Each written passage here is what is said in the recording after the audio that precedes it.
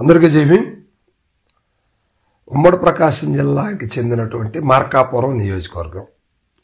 మార్కాపురం అనేది ఒంగోలు అంటే ప్రకాశం జిల్లా హెడ్ క్వార్టర్కి దగ్గర 100 కిలోమీటర్లకు పైగా ఉన్నటువంటి ప్రాంతం అన్నమాట.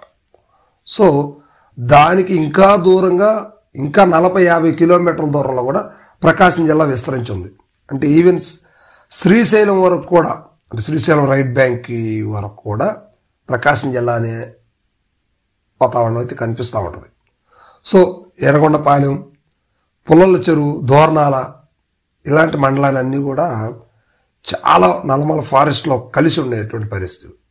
అక్కడ దాకా కూడా ప్రకాశం జిల్లా విస్తరించి ఉంది. అయితే ఎప్పటి నుంచో మార్కాపురం జిల్లాగా నిర్ణయించాలనేది ఎప్పటి నుంచో ఆ ప్రాంత వాసుల కల. ఎందుకంటే అది వెనకబడిన ప్రాంతం, ఫ్లోరిన్ బాధితులు ఉండేటువంటి ప్రాంతం.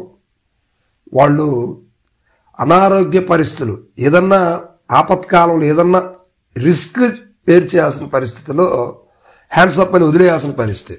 అది మనిషి అయినా జంతువు అయినా ఏదైనా కూడా. ఎందుకంటే అక్కడ ఆరోగ్య సమస్యల పట్ల కావచ్చు, విద్యా విషయాల మీద కావచ్చు పెద్ద అవగాహన లేని ప్రాంతం. అందుకే పశ్చిమ ప్రకాశం వెనకబడిందని ఉంది. స్టిల్ ఇప్పటికి కూడా సిమెంట్ రోడ్లు లేనటువంటి ఊళ్ళు ఉన్నాయంటే ఆశ్చర్యపోవాల్సిన అవసరం లేదు, చాలానే ఉన్నాయి. ఇప్పుడు కూడా కొన్ని కాలనీస్కి, కొన్ని ఊళ్ళకి వెళ్ళటానికి సరైనటువంటి దారులు లేవు. తారు రోడ్డు అంటే తెలియనటువంటి వాళ్ళు ఇంకా ఆ ప్రాంతంలో నివసిస్తూ ఉన్నారు. సో ఇది పశ్చిమ ప్రకాశం పరిస్థితి. మరి ఇప్పుడు మార్కాపురం జిల్లాగా అవతరించింది. ఆ ప్రాంత ప్రజలందరూ కూడా సంతోషమే. మరి జిల్లా అవ్వటం వల్ల అక్కడ ఉన్నటువంటి ప్రజలకి ఎలాంటి ప్రయోజనాలు ఉన్నాయి?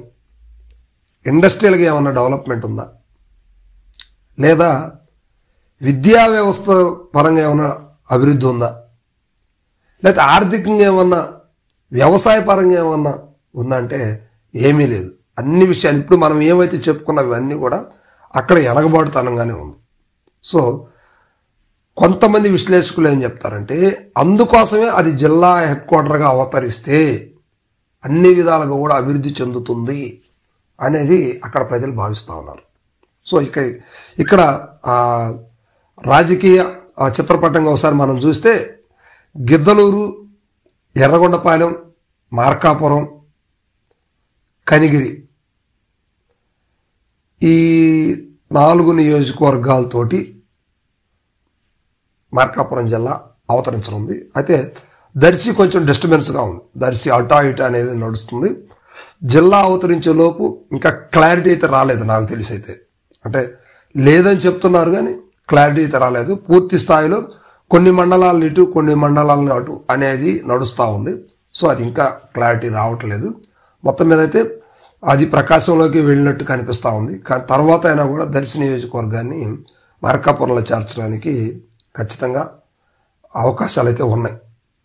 సో ఇది కొత్త జిల్లా. అయితే జిల్లా ఏర్పడిందే కానీ జిల్లాలో ఉన్నదంతా కూడా డొల్లే అనేది రాజకీయ విశ్లేషకులు చెప్తున్నటువంటి మాటలు. అయితే మొత్తం మీద మార్కాపురం జిల్లా అయినందుకు అభినందించాలి. ఎందుకంటే ఆ ప్రాంత వాసులకి వ్యాపార పరంగా కావచ్చు, మిగతా విషయాలన్నింటిలో కూడా, అంటే జిల్లా హెడ్ క్వార్టర్ అంటే అక్కడ ఒక కలెక్టర్ ఆఫీస్ ఏర్పడుతుంది, ఒక district superintendent of police SP office ఉంటుంది, పైగా అది డివిజన్ ఉంటుంది, రెవెన్యూ డివిజన్ ఉంటుంది, డిఎస్పీ డివిజన్ ఉంటుంది. అన్నీ జిల్లా హెడ్ క్వార్టర్ అంటే ఇక మళ్ళీ పూర్తి స్థాయిలో అంతా పోలీస్ యంత్రాంగం, ఒక బలగం, ఉద్యోగస్తుల సమాహారం, అన్ని శాఖలు కూడా అక్కడ కొత్తగా కొలువు తీరుతాయి అన్నమాట. మరి ఇలాంటి పరిస్థితుల్లో ఆ ప్రాంత ప్రజలకి సేవలు అందించడానికి చాలా ఈజీగా ఉండే పరిస్థితి ఉందన్నమాట. సో అందువల్ల మార్కాపురం జిల్లా ఏర్పడటం వల్ల ఆ ప్రాంత ప్రజలకే కాదు పక్క ప్రాంత ప్రజలకు కూడా సంతోషమే. ఎందుకంటే ఎంతో వెనకబడినటువంటి ప్రాంతం అది. ఆ ప్రాంతానికి జిల్లాని ఇచ్చేసి కూటమి ప్రభుత్వంలో మంచి ఏదైనా జరిగిందంటే నాకు తెలిసి అదొకటి మంచి పని జరిగిందనే చెప్పుకోవచ్చు.